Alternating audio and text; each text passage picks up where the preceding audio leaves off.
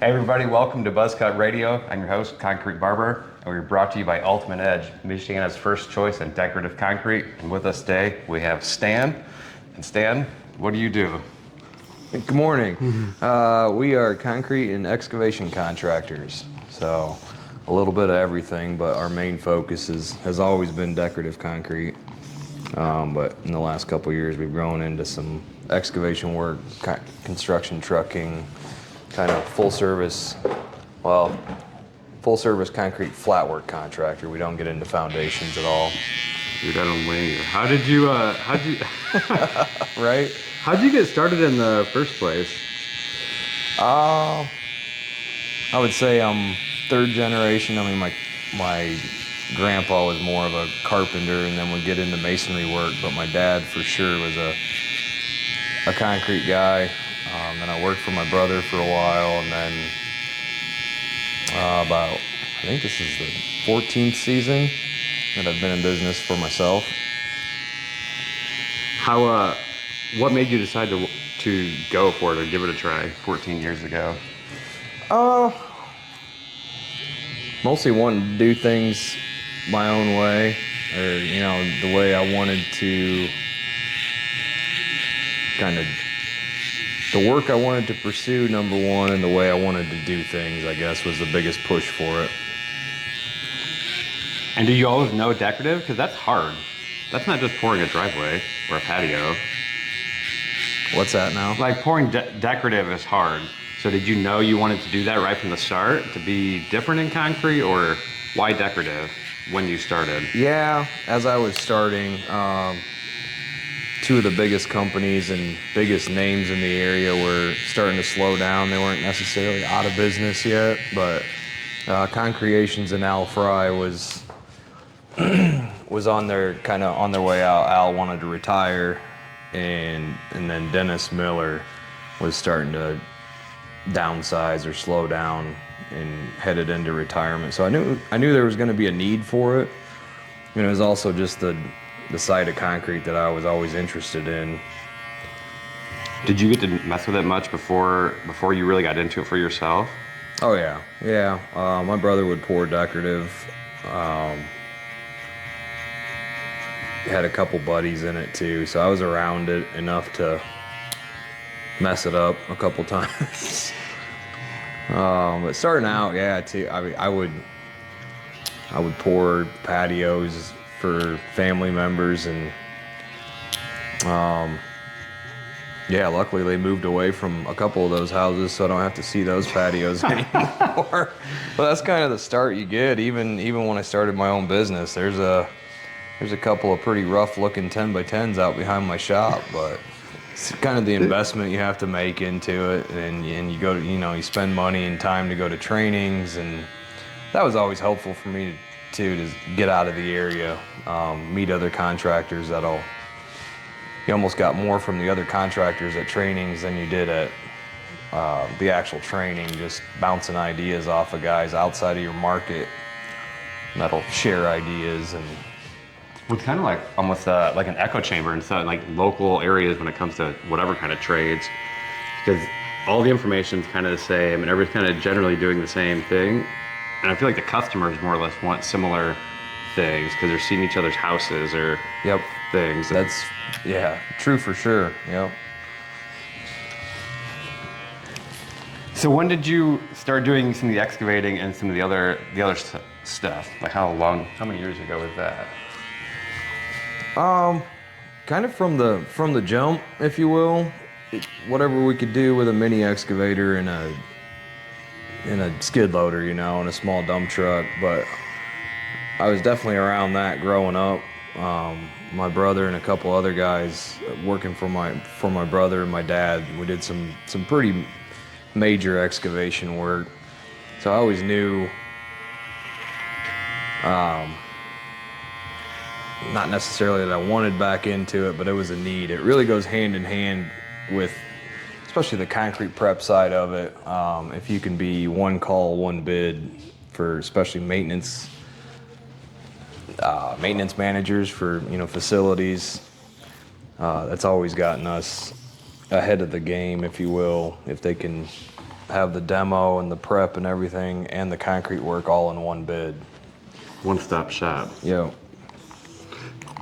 So what's your favorite kind of like stuff to do? My favorite stuff to do after a challenging decorative project is always demo and replace with a timeline attached to it. That'll get your blood going. Man, speaking of that decorative stuff, that church you told me about with the black and the brown. Oh yeah, out in South Bend. That thing turned out pretty slick looking once it was done. I thought that was cool. John did a good job this spring of getting it back. We had tons, that black really marked up with blanket marking and just other trades on it and stuff. It took a little bit of TLC, but yeah, it looks good now.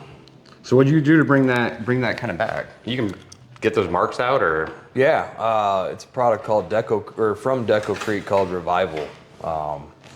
There's a pretty good color palette, if you will, available to you, and it's kind of like a sealer, densifier, and a stain all in one. And you would just spray it over the top like a I'll say cure and seal, but that doesn't mean much to many people. No, it's a little more labor intense than a colored sealer.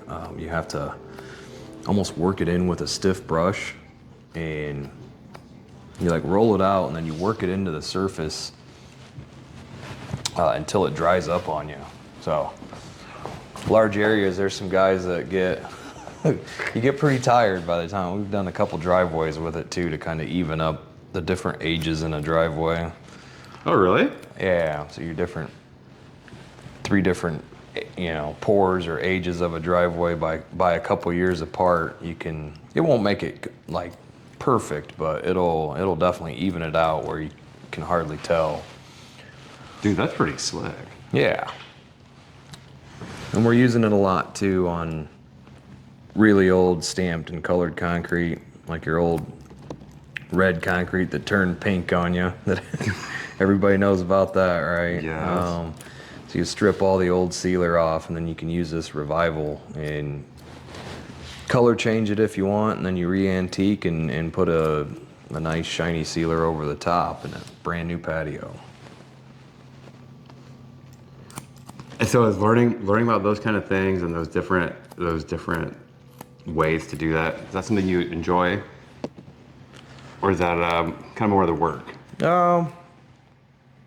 Maintenance, especially on decorative, it's kind of work for me because we get so many calls to fix other people's work. But I like the challenge of it too, But a lot of that is... It's maintenance, right? It's not fixed. It would be just bringing back the stuff. Yeah. Somebody doesn't want a new patio, but they want their patio to look new again. So we enjoy the challenge, but I would say that's part of the work, like kind of taking a problem and figuring it out. So we've gotten into that type of thing, restaining, resealing, more as a need for the customer than that we're super into that. That's not what I get excited about and stay up late at night thinking about it. So what are some things people can do that if they have a stamped or decorative concrete at their house to help it last longer? Last longer, definitely keep up on your maintenance. Obviously we just discovered in the last couple of years, bird seed, believe it or not, is a huge, I don't know if it's the acid or just certain things in bird seed, but letting bird feeders hang over your patio, and then the cracked hulls and seed or whatever that falls down on the patio, terrible for it, I guess. Like it discolors it, or it makes it pop? All the way down to pulling the sealer off of it. No way. Almost, yeah. What? It's crazy. So you'll go to a person's house and just see almost like right underneath that feeder is discolored, nothing else is. Oh yeah. Yep. One of my aunts has it on her patio. She loves her birds, and she's like, I'd rather have discolored concrete, because we told her, like, move your bird feeders out. Nope. She wants her birds closed. She'd rather deal with having to repair concrete some. De-icers are a big deal, obviously. Stamped concrete or regular concrete, you don't want to be doing that. But keeping up on your sealer every 4 to 6 years that'll keep your color intact and really helps with the longevity of decorative concrete. Is that something like the DIY guys can do themselves? Is there something they can go pick up, or do they need to call a contractor like you? They can do it themselves, but too many times they try to cheap out on it, if you will. We've had so many times where we're using an acetone-based sealer on the initial install, and if we do the maintenance, and they'll go to Menards, and bless their hearts, I mean, they don't know better, but they'll buy the Menards water-based sealer and go over the top of it, and it'll turn completely white. Oh no. And then we get that phone call, and then you're trying to strip water-based sealer off the top of a acetone sealer, and it's a nightmare. So I didn't think about that. Would be crazy because you wouldn't know latex or water-based, and the general stuff is concrete sealer. It works, right? Everything's this, yeah. So you really want to go to a concrete supply house or buy it. You can buy it from us. To a degree, we can spend a little bit of time on the phone helping you, especially if it's one of our customers. But most people in the end, by the time they go buy a little power washer, or, borrow their buddies and go get the right sealer and do all their research, they're like, you know what? Just come do this real quick. Hey, it sounds like about doing haircuts at home, right? You can go buy the clippers and do all that stuff. Exactly. And by the time you spend the 2 hours in the bathroom and cleaning it up and everything else, still doesn't really turn out the way you want it in the end. Yep, you got a mess on your hands, you got to clean up, and just have the professionals do it. Is there any jobs this year that you're really looking forward to coming up, or exciting projects? Yeah, a lot of smaller stuff this year that's pretty exciting. We've got John's got a pretty cool job out at Keller Courts in South Bend that we're doing for Milestone, where he's going to restain a couple of basketball courts. That ought to be, I mean, I wouldn't say it's not time to like demo them, but almost. And I think what he's going to be able to do with them is going to be pretty amazing. Because he's going to take the top off and smooth it out again? We're going to use a shot blast to basically clean and prep everything using a shot blast machine, just like we would an interior floor prepping for epoxies and like a polish. Okay, that kind of like roughs it up? Yep. Okay. And cleans it at the same time. Then we'll cut new lines in it, stain or epoxy those. And then we're going to take that Decocrete Revival product and recolor the whole court. What color? Several different colors too. So like the free throw lane will be a different color, and the center circle, it'll be cool. Oh, that'll be super cool. Yeah. That'll be fun. Yeah, that'll be fun. That's coming up in May. Trying to think. Our commercial stuff's kind of later in the year. We've got a couple decks to pour on our storage building project out in Elkhart in May. That's always a little unnerving to work second and third story off the ground. Dude, that is not, yeah. Those trawlers look look way closer to the edge when they're that high up. Yeah. But no exciting 10,000 square foot stamp project at this point. Yeah, no zoo projects or anything like that. Yeah. Hey, how much can you stamp at one time? Our record at this point is, I think it's 81 yards. I think it was almost 6,000 square feet, and we had a colored border on it, but it was all a seamless stamp. But the driveway had heat tubes in it, so. I mean, we've since figured it out. Well, we were like, we'd rather take some big risks than have a joint in the pour. So we just did the whole thing. What would a joint in the pour do for something like that? It's always a little scary setting a form across those tubes. And then if you know, the concrete sets on the one side, and then the other side of the construction joint you're pouring the next morning, and that transition will sometimes break the tubing or puncture it, and then you're dealing with an air leak in your lines, which is always a nightmare. And even just over the course of time, having those two different slabs moving separately can just act like a scissor in there. Yep. Oh, that'd be crazy, yeah. Anytime we're dealing with radiant heat tubing, the more you can pour at once, the better off you are, or if you can pour it all at once. So for something like that, do you have... That's good. Yeah. Yep. Do you have like how do you screed it? Any kind of big machines, or is it all pretty much by hand? We use a lot of, like driveways and slope stuff, we use a lot of Vibra Strikes. If it's big enough, we'll get Jordan to come screed for us.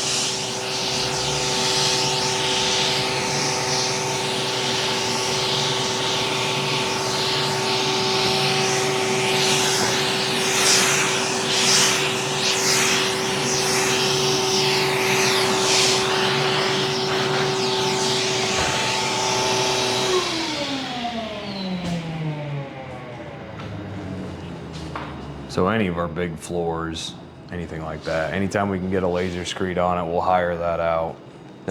Nobody's trying to hand screed large amounts anymore. Well, yeah, because I could imagine trying to pour, get all that down and have the guys to be able to be on top of it and do the detailed work that you do stamping. Oh, yeah.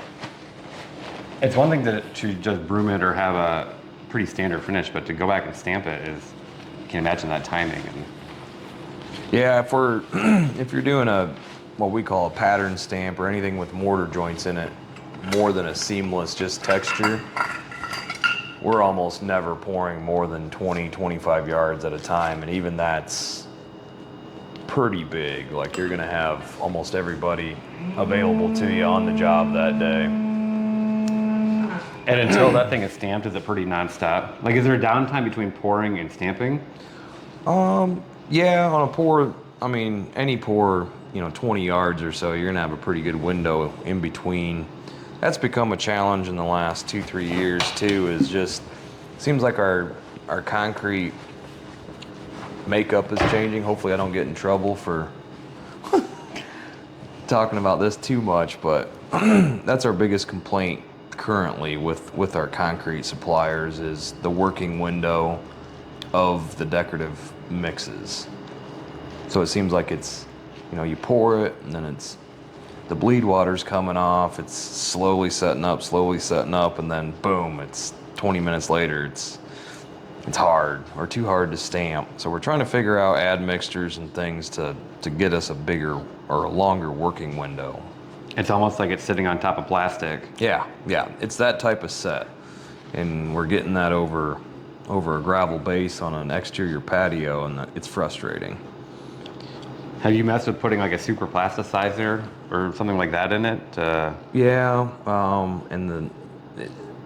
I think it mostly has to do with them changing brands of powder. Okay. And you just have to kind of figure that out, whether it's plasticizers or a retarder of some kind that's mixed in the whole load. That'll help sometimes with getting a longer working window. But at the end of the day, it's a standardization of materials more than anything. Because just like a baker has the type of flour they like to use, yes, because of how it reacts or what they know about it, this mixture is no different. Yeah, and it's something to get used to. I mean, you spend 10, 12 years stamping Lafarge powder, and you know exactly what it's going to do in the wind, or if there's a ton of moisture, if it's a slight mist in the morning and that's burning off all day, you just get used to it, and then they change brands of powder on you. It's pretty frustrating. Yeah, it's a weird dance you're always doing, because was it last year that they had the big shortage? Yeah, of powder. So then that's fun too. Nobody could get any powder or anything, right? And yeah, so which one? What kind of suck do you want? Oh yeah, that was big too, and it's, not their fault, but you're switching. We had jobs in the middle of the year that switched from one brand, and then, well, we can't get you. We can't get you Lafarge on this driveway, but we can get you Bootsy. And you pour the rest of the driveway, and it's like 9 different shades of, gray. Oh my gosh. And same thing, your powders react differently with so you're using Butterfield color on the whole project, but you switch powders halfway in between, not even close. It's gonna be a different color. Not even close. So, yeah, fun times last year for sure. Oh my gosh, our color people here are going. Don't tell them that, yeah. Well, just like the color theory, like artists or whatever, thinking like how this gray versus this gray is going to affect a red or a blue differently. That's exactly what happened in middle of the year too. So you'd pour the porch one powder and come back and hook the sidewalks up to it. Yeah. Dude, that's crazy. And like, so is that where you could use the repair stuff and come back and try to make it match this? We had 3 or 4 projects where we had to use Revival for that reason alone.